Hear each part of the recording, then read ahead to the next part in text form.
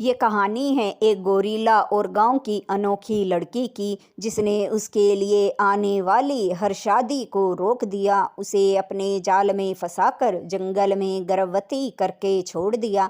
कहानी बड़ी ही दिलचस्प होने वाली है। कहानी में अंत तक जरूर बने रहे। जंगल के किनारे एक गांव बसा हुआ था, जिसका नाम बेलापुर था। सादगी भरा जीवन लोग जीते थे। कच्चे घर, कच्ची सड़कें और चारों तरफ हरियाली थी। लेकिन गांव वालों के मन में हरियाली के बीच बसे हुए घने जंगल को लेकर डर बना हुआ था, क्योंकि जंगल को लेकर बहुत सी कहानियां प्रचलित थी। कोई कहता था कि जंगल में भूत प्रेत रहता है। कोई कहता था कि जंगल के जानवरों ने बहुत से गांव वालों को मारकर खा लिया है। इन सब डरावनी कहानियों के चलते गांव के बच्चे से लेकर बुजुर्ग तक के मन में जंगल को लेकर डर बना हुआ था। इन्हीं सब के बीच गांव का मुखिया, जिसे सब पंचू काका कहते थे, उन कहानियों को और बड़ा चढ़ाकर सुनाता था।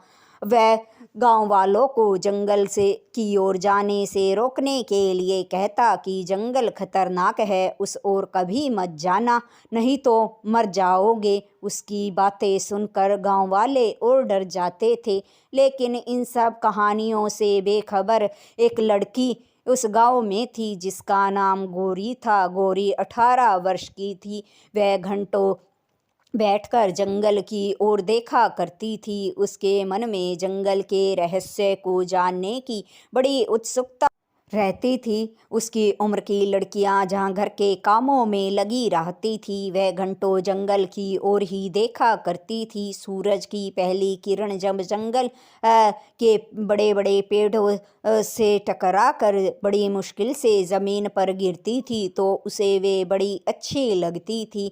ये अक्सर वह अपनी सहेली से कहा करती थी कि वो एक दिन जंगल में ज़रूर जाएगी। उसकी सहेली, जो जिसका नाम नीलम था, कहती थी, अरे तू बावली हो गई है क्या? तूने सुना नहीं, पंचू काका कहते हैं वहाँ भूत प्रेत रहते हैं, वहां जाने वाला कोई लौट कर नहीं आता। गोरी कहने लगी, ये सब मनगढ़ंत बातें हैं, भूत प्रेत कुछ नहीं होता है, मैं तो जंगल में जरूर जाऊंगी। जैसे गोरी की जंगल के रहस्य को जानने की इच्छा सबसे बड़ी इच्छा बन गई थी। वह जंगल में जाकर देखना चाहती थी कि ऐसा जंगल में क्या है जिससे सभी गांव के लोग डरते हैं। बचपन से ही गोरी को सवाल पूछने की बड़ी आदत थी।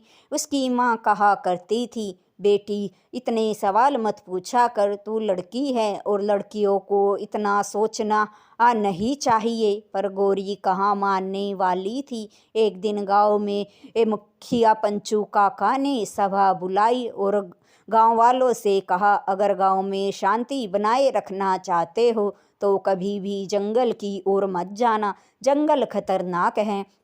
उसकी बातें सुनकर गोरी कहने लगी, पर हमें पता कैसे चलेगा कि जंगल खतरनाक है जब तक हम वहां जाकर नहीं देख लेते?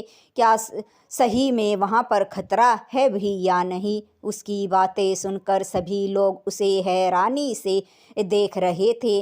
गांव के सभी लोग उसे जिद्दी और अनोखी कहते थे, लेकिन गाय गोरी को कोई फर्क नहीं पड़ता था। एक बुजुर्ग ने गोरी से कहा, तू हम बड़ों की बातों को काट रही है, क्या तू हमें चुनौती दे रही है?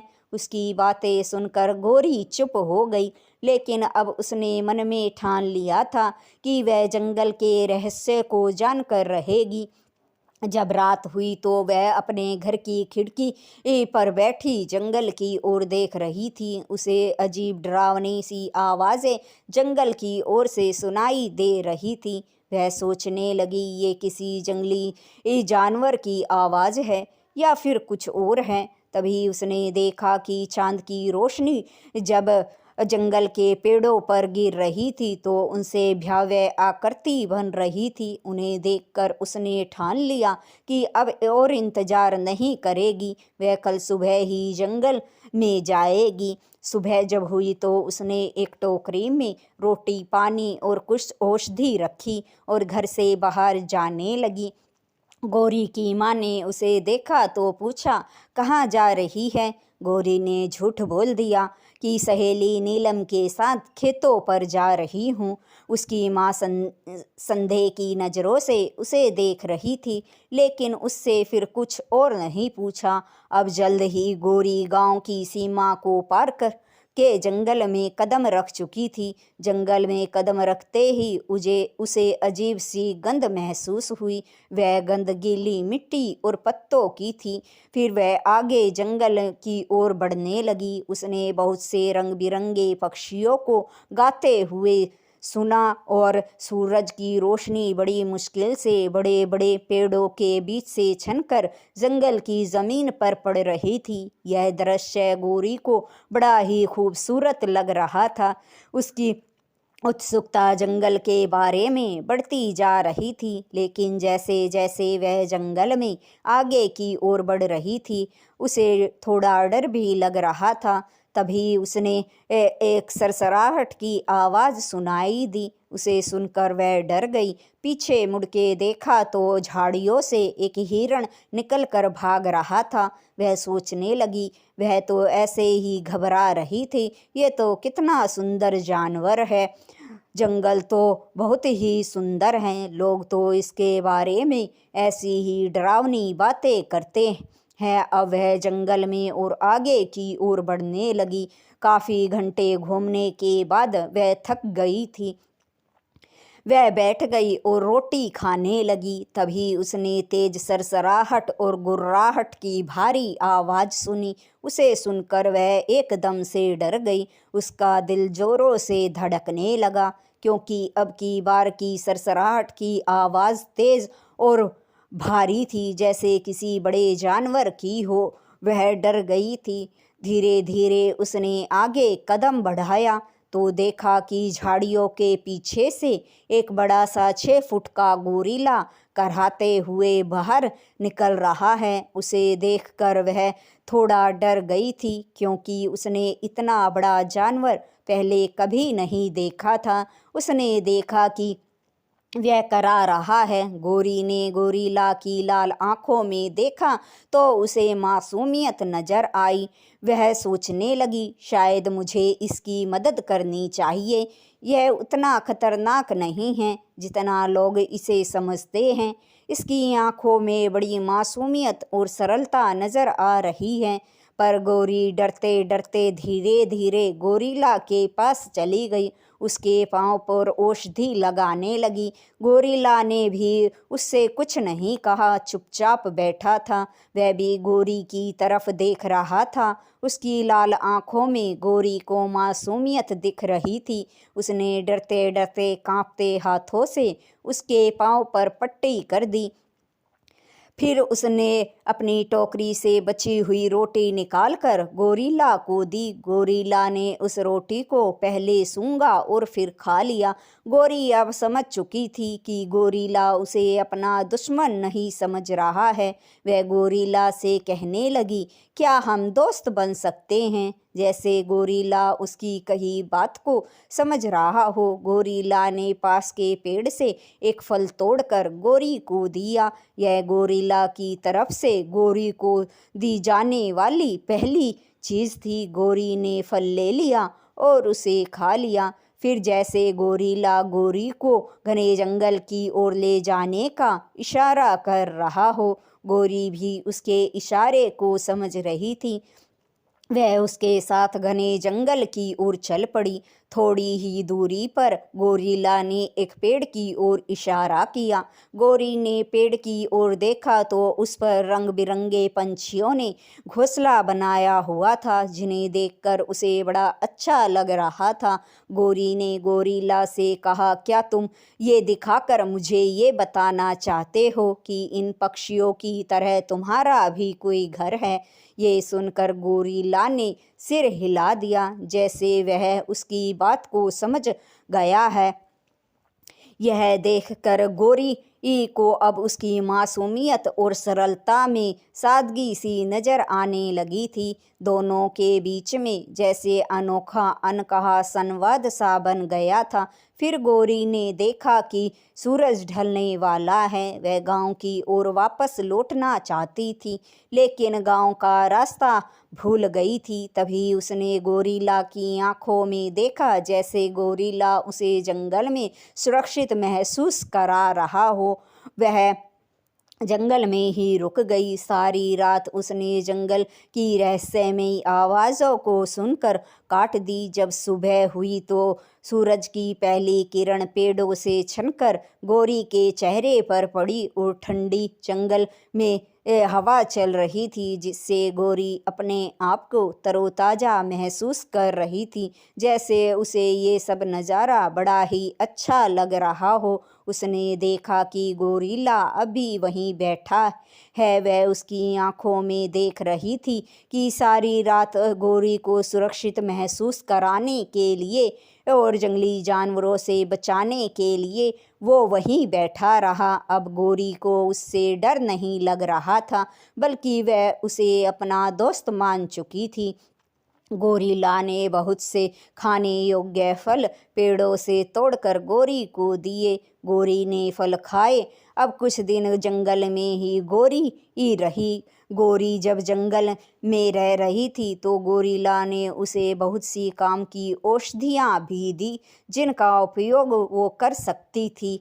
और बहुत से जंगली जानवरों के साथ गोरिल्ला मिलकर जंगल में रहता था। ये दृश्य देखकर गौरी बड़ी खुश थी कि ये इतना बड़ा जानवर जंगल के अन्य जानवरों के साथ बड़ी ही शांति और सरलता से रहता है। अब वह समझ गई थी कि हर बड़ी चीज़ जो खतरनाक दिखती है वो बुरी नहीं होती है।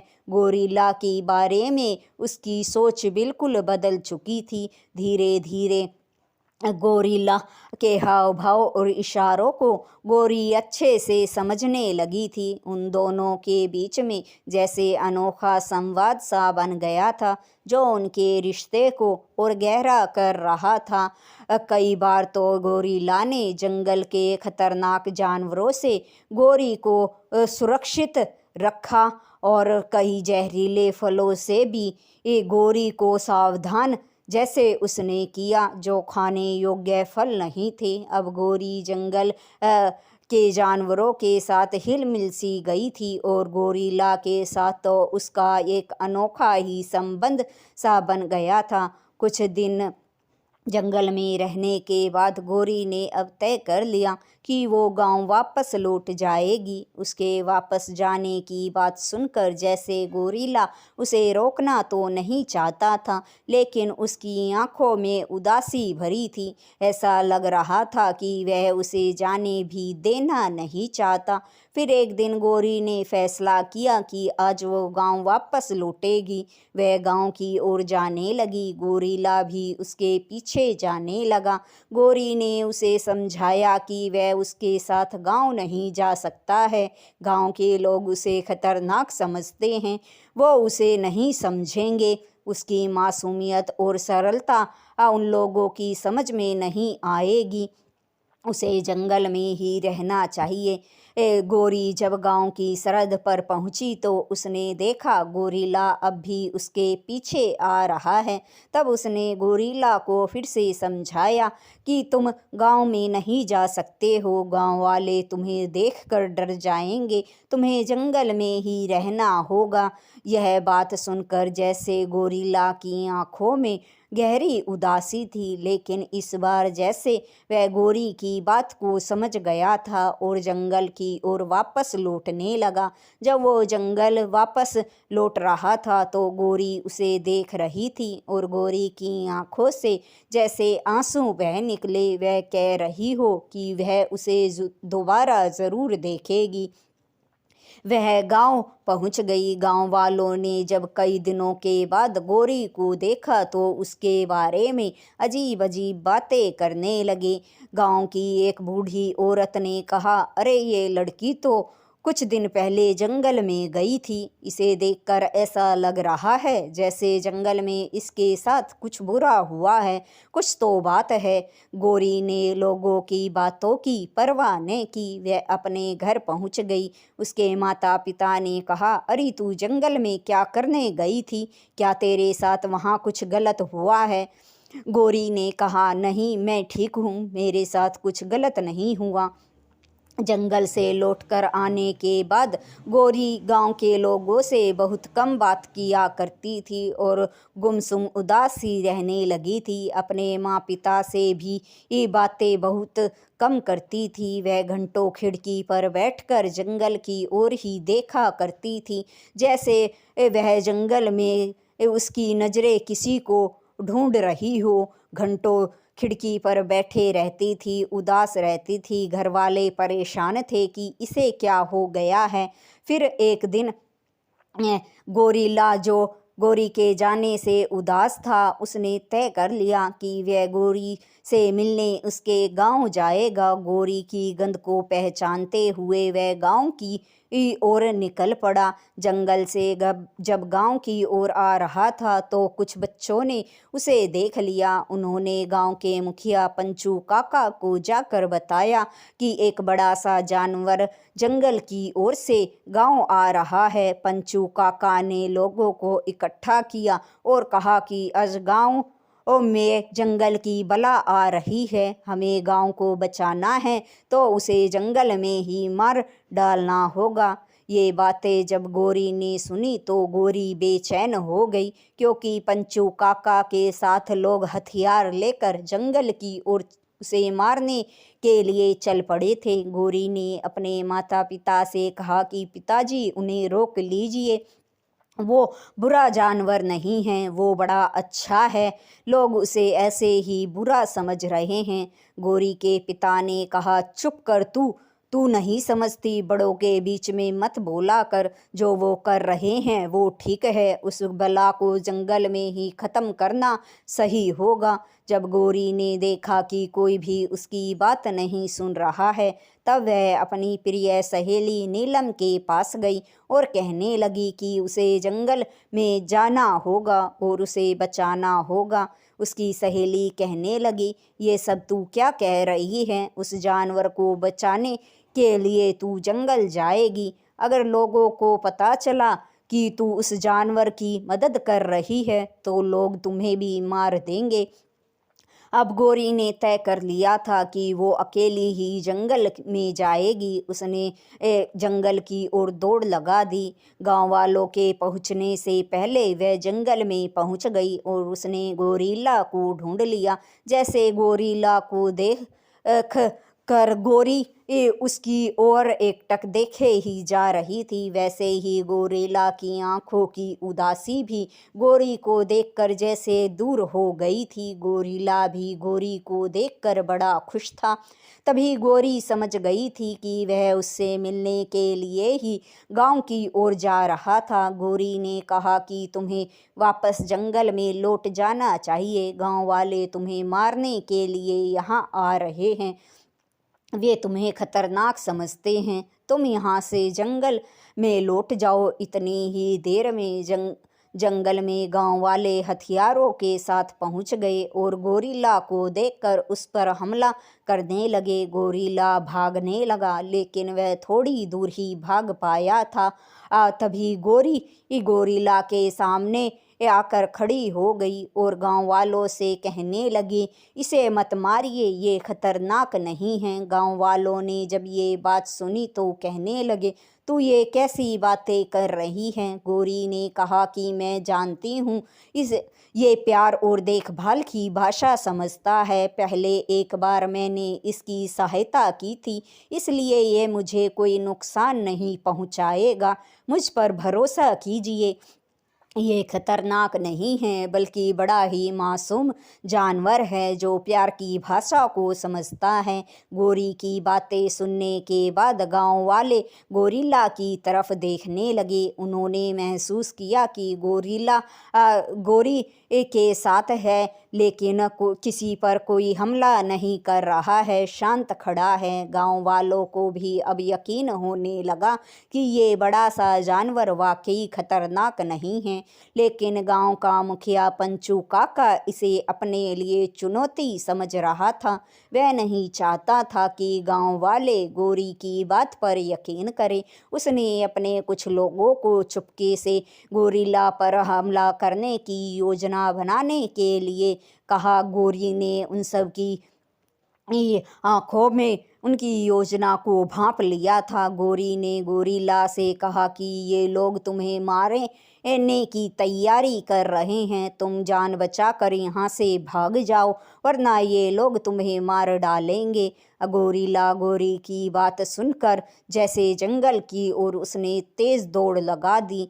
गोरी गांव वालों को रोक नहीं पाई। गांव वाले भी हथियार लेकर उसकी ओर जंगल में दौड़ पड़े, लेकिन गोरिल्ला उन सब के हाथ नहीं आया। गोरिल्ला जंगल में काफ़ी अंदर चला गया था। गांव वालों ने सोचा कि उन्होंने उस बड़ी बला को टाल दिया है, अब गांव वाले सुरक्षित हैं।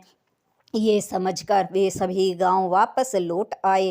गोरी भी गांव वापस लौट आई थी, लेकिन वापस आने के बाद गोरी की आंखों में अजीब सी उदासी नजर आती थी। धीरे धीरे गांव वाले भी उसकी आंखों की उदासी को जानने लगे थे और सोचने लगे थे, जरूर कुछ बात है, इस लड़की के साथ कुछ तो ऐसा जंगल में ज़रूर हुआ है जिससे इसकी ये हालत हो गई है। उसके माता पिता भी चिंता में रहने लगे कि ऐसा क्या हुआ कि उनकी बेटी उदास और चुप चुप रहने लगी थी। लोग गांव के उसके बारे में बातें करते थे, लेकिन गोरी को कोई फर्क नहीं पड़ता था। एक दिन गोरी की सहेली नीलम गोरी से कहने लगी, अरे तू बावली हो गई है क्या? वो एक जानवर ही तो था, तू उसके बारे में इतना क्यों सोचती है? देख तो सही तूने अपना क्या हाल बना लिया है, न कभी हंसती है न मुस्कुराती है। तभी गोरी नीलम की बातें सुनकर कहने लगी, वह सिर्फ एक जानवर नहीं था, वो मेरा सब कुछ बन गया था। जब किसी ने मुझे नहीं समझा था तो उसने मुझे समझा था।